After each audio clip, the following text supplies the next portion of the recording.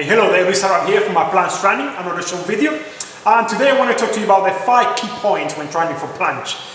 Basically that is, let's start from the head. The head should be in line with your spine. You know, when you're horizontal, your head, you don't want to be looking down too much, watching and lifting it. That's going to alter the position.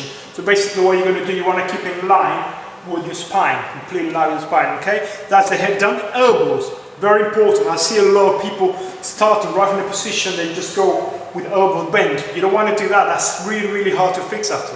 So you have to, right from the beginning, you want to get in position and lock your elbow, and that's stay like that. Okay, elbows down.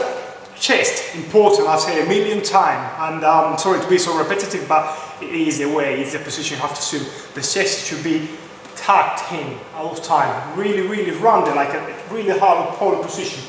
Tuck your chest in. And the same applies for your hips. Hips, there before again, really contract your glutes, so that's going to make your hips tilt forward. Okay, so hips forward. That's hips down as well. Abs contract all the time.